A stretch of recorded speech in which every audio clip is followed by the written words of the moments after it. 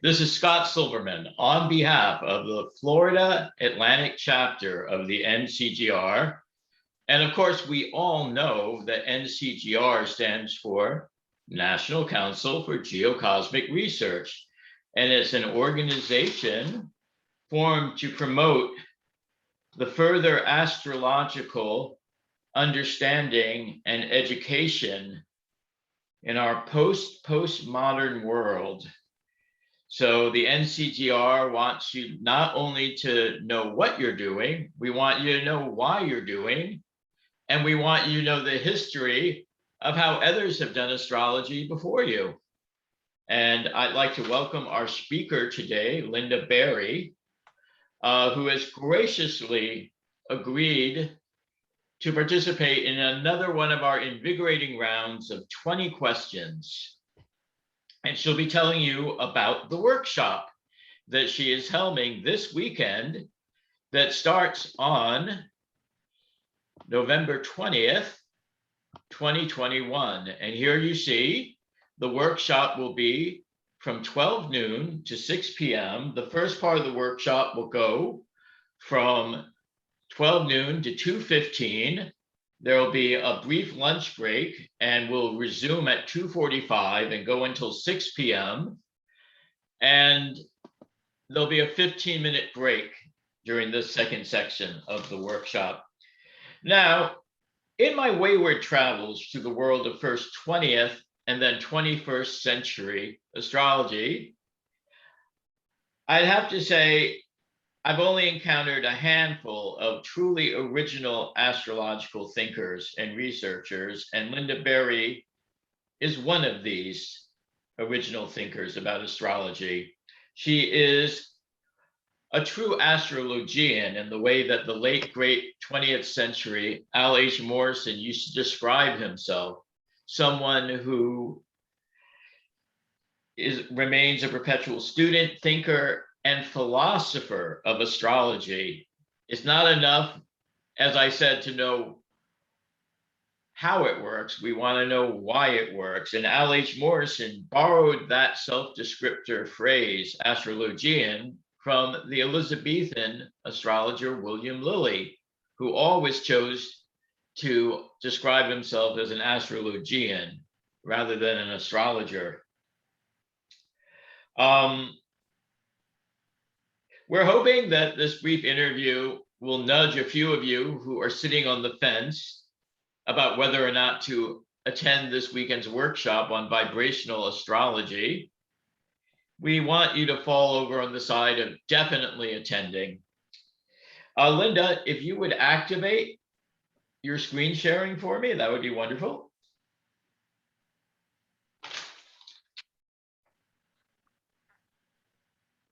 So the title of the workshop will be Vibrational Astrology, the Tapestry of Life. And I suppose we should get started. Linda, when and where were you born? I can't hear you. Oh, sorry. Can you hear me now? I certainly can. Okay. I was born in San Diego, California on November 17th, 1944. At what time? 6:56 a.m. Fantastic. And that was wartime, correct?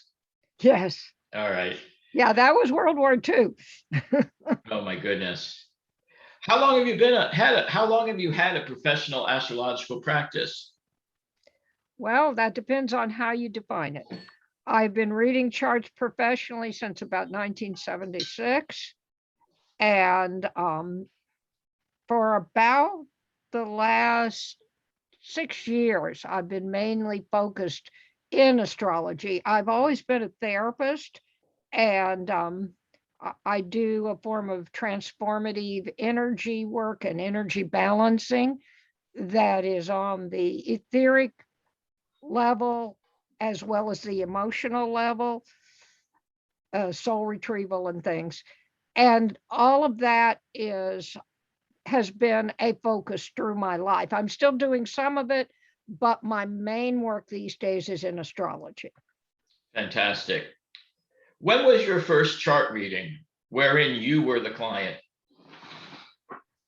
Oh boy.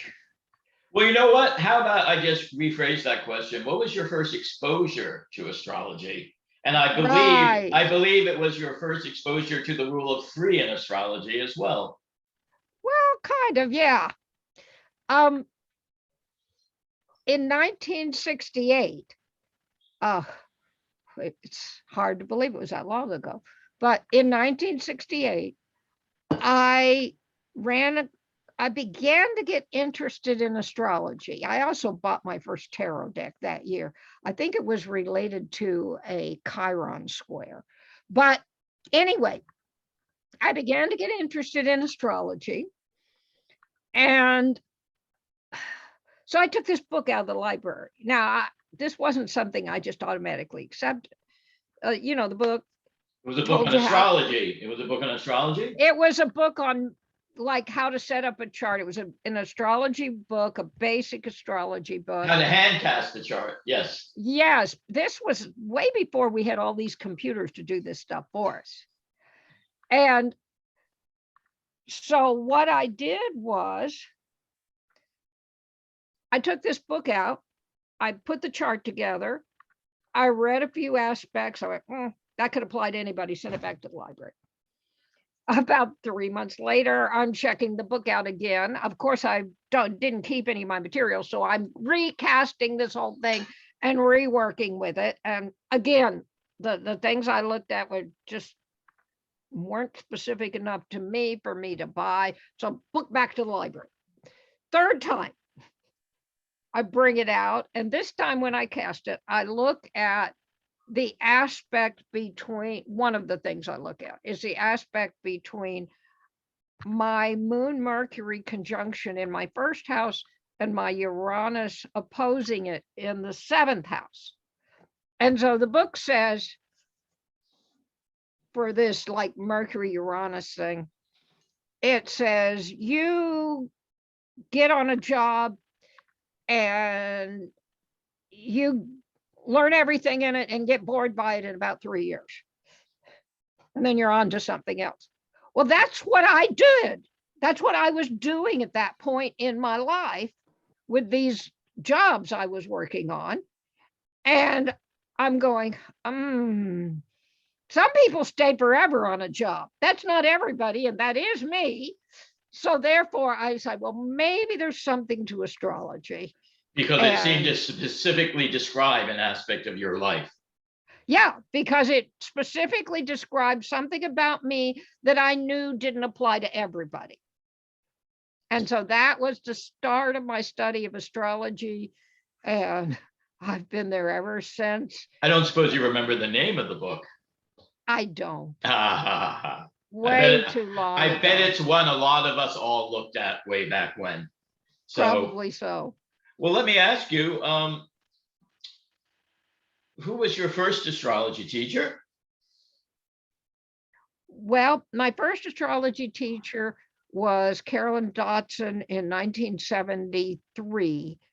I took a 3-month course in intermediate astrology from her. I'd been studying books and I had all the stuff about astrology, except for that mental thing about integrating things together. And that wasn't clicking for me. I had pieces, but how do you put them together?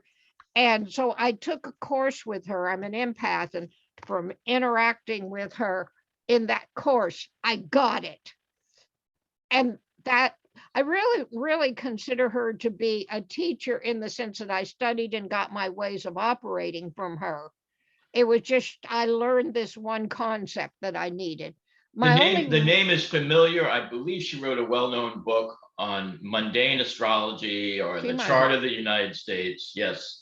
Yeah. Who's your best teacher? My best teacher is David Cochran. No question about it.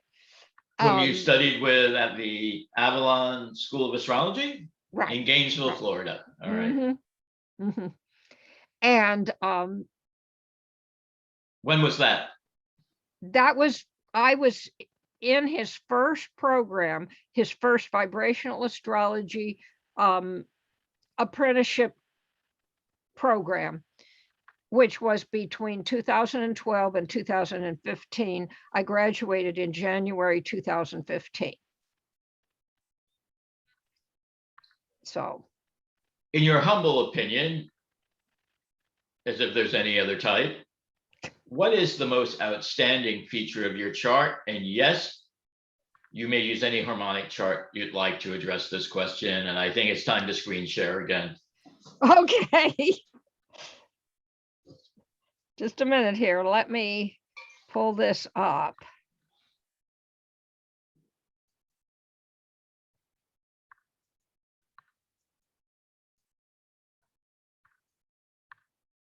It'll just take a second here to get there.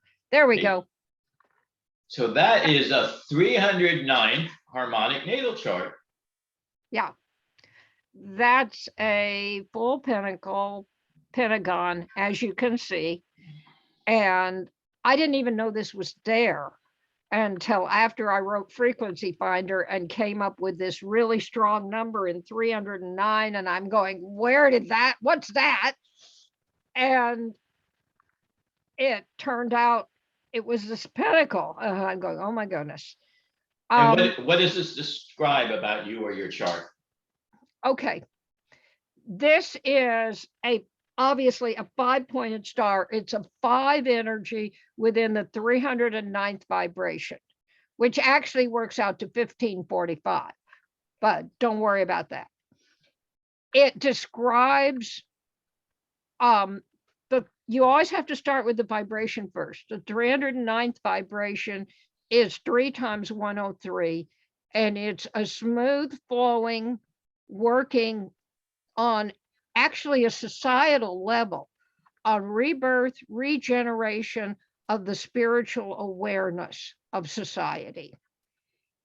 And the pattern here is moon, Saturn, sun, moon, Saturn, Uranus, Neptune, and Pluto.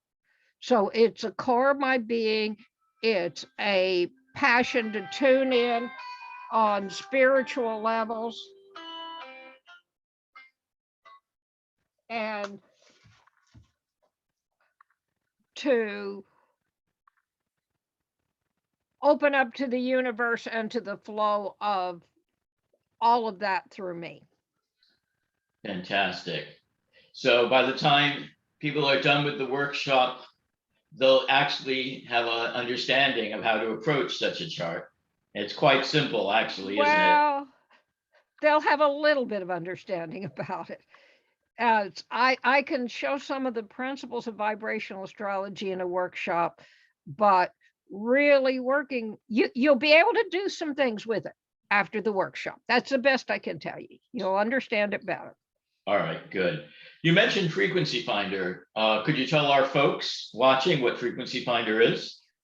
Okay. When I was studying in vibrational astrology, we're looking at these vibrations, and there are a lot of them.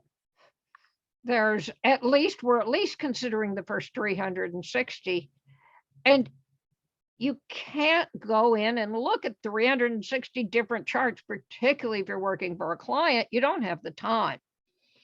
And so I wanted an evaluation of the harmonics, and that's what Frequency Finder is. It tells you which harmonics are strongest in the chart.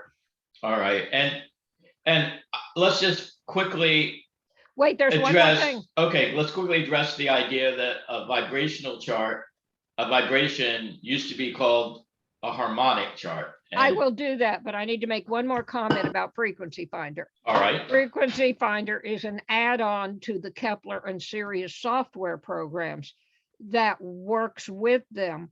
It's not a separate standalone program.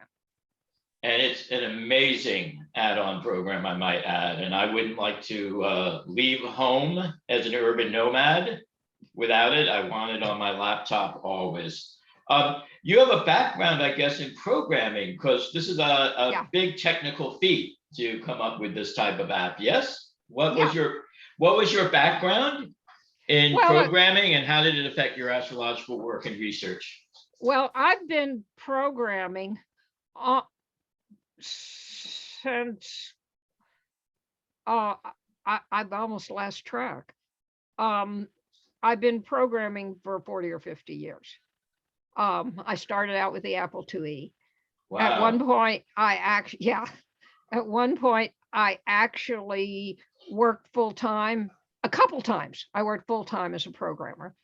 But the thing for programming for me is it's another tool, and I program Excel, I program Word, as well as doing standalone programming in VB at this point. I used to program in Delphi and so on, but the programming, particularly in Excel, when I have an idea about astrology and I say, I want to see how this works, or maybe this will go this way, I set up an Excel spreadsheet to test it out.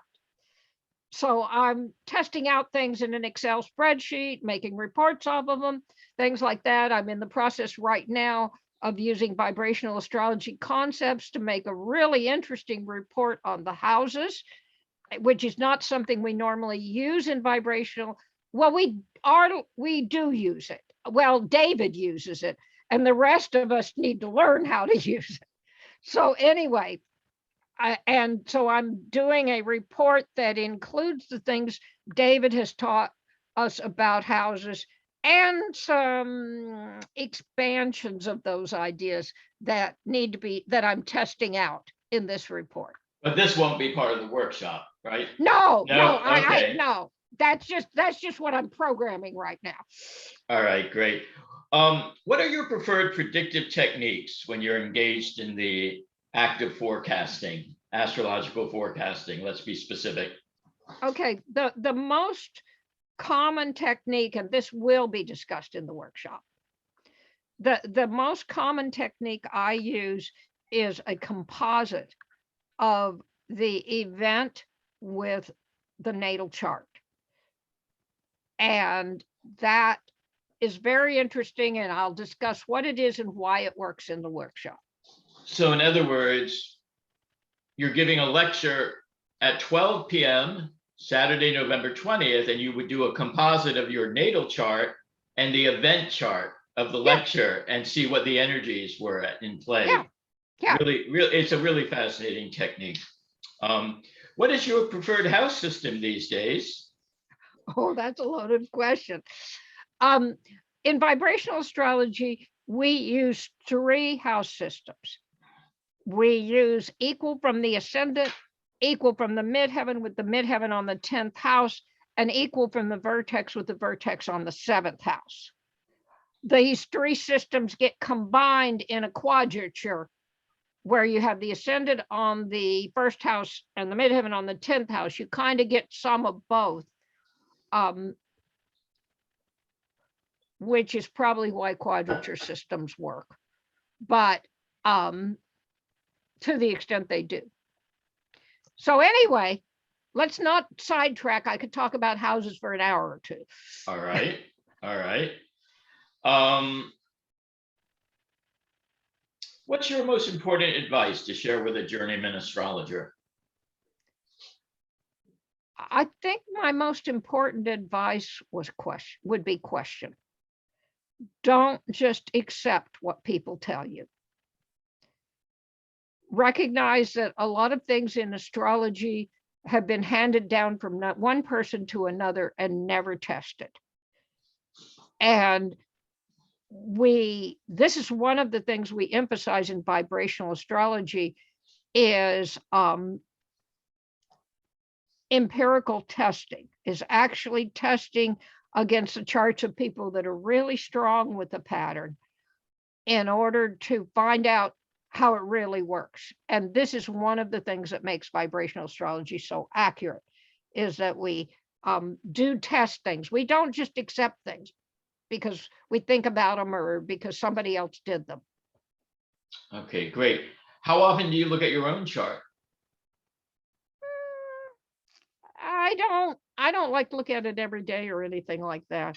But if something comes up that's strange or unusual or exciting, I'll look at my chart to see what it was related to.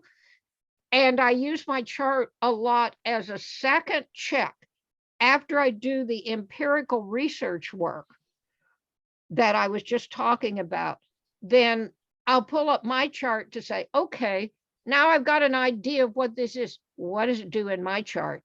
And since I know myself pretty well, that gives me additional verification about what is really going on. Sometimes I learn some things. It's really fun. That's great. What current or upcoming mundane celestial configurations are you keeping a watchful eye on? And these are, of course, mundane means the astrological configurations that are affecting us all. Right, right. Well, the one I'm really keeping a watch on is the Pluto return for the United States chart, which is also very close to the time for the Pluto return for like the French Republic, that late 1700s is a time when there was this big explosion of shifts in the world. And now we are getting to the point where Pluto is returning to where it was. In the next few years, it's going to hit all of those explosive patterns. And I think we're going to see some real changes in our world. Wow.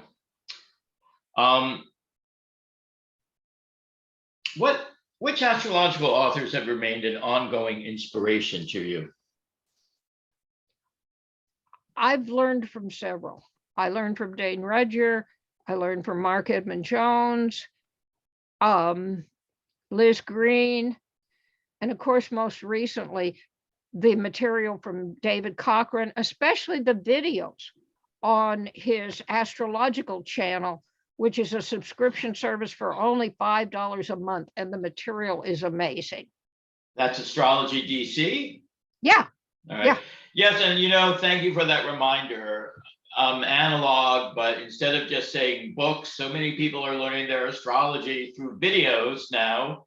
I should be more open-ended in how are you learning astrology. Where do you currently live? And was astrocartography a factor in your decision to move there? Okay, I live in Louisville, Kentucky. And I actually moved here in 1965 before my first encounter with an astrology book. However, when I was studying vibrational astrology and we were getting into all of the techniques, including relocation, when we got to relocation, I relocated my chart to Louisville, Kentucky, and went, oh my goodness, because the biggest collection of midpoints in my natal chart, where I've got 3 midpoints together. I've got Moon, Mercury, Venus, Mars, and Venus, Sun, and they're all lined up in about 12 of Sagittarius. And when I moved to Louisville, Kentucky, my relocated ascendant is 12 of Sagittarius. And not only that, but Chiron is partile on my midheaven. And this was like when I was 20. Yeah, it was before I turned 21 in 65. And so I had a lot of growing to do after that. And I really think that particularly Chiron on my midheaven helped me to survive that growth and work on clearing my energy and becoming more in touch with life, the universe, and all that. And basically, I think I've heard you say in the past that you couldn't have chosen a better place for yourself to be if you had worked relentlessly with an astrocartography program. I really couldn't have. And it's really amazing that the universe conspired to put me right where I needed to be. And I believe people will be learning the concept of isotrap at the workshop. And in fact, these midpoints form what's called an isotrap. in your chart, which makes it even more of a resonant and powerful combination. Right, right. Let me ask you, on the day of the workshop, what significant transits, solar arc, or progressed aspects are you and your chart having? And there's someone hammering outside. I can't do anything about that. So. Well, leaving out the vibrations for right now, because that gets really complex. In the natal chart, my Jupiter is strongly aspected with Mercury sextile it and Mars square it. So that bodes well for the workshop, doesn't it? Absolutely.